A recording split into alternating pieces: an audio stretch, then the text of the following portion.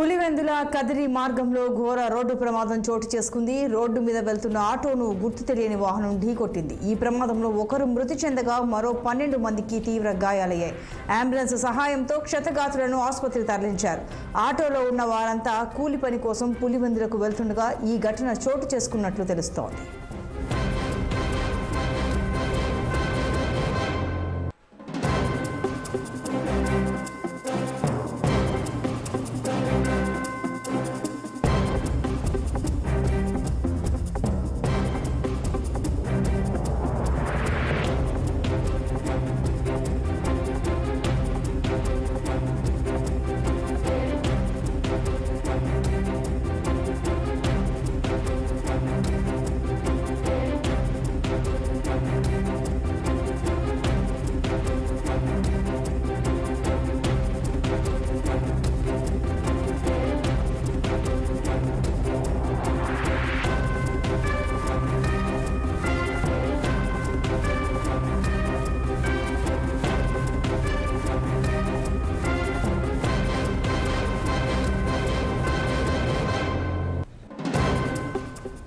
పులివెందుల కదిరి మార్గంలో ఘోర రోడ్డు ప్రమాదం చోటు చేసుకుంది. రోడ్డు మీద వెళ్తున్న ఆటోను గుర్తు తెలియని వాహనం ఢీకొట్టింది. ఈ ప్రమాదంలో ఒకరు మృతి చెందగా మరో 12 మందికి తీవ్ర గాయాలయ్యాయి.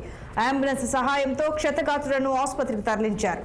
ఆటోలో ఉన్న వారంతా కూలి పని కోసం పులివెందులకు వెళ్తుండగా ఈ ఘటన చోటు చేసుకున్నట్లు తెలుస్తోంది.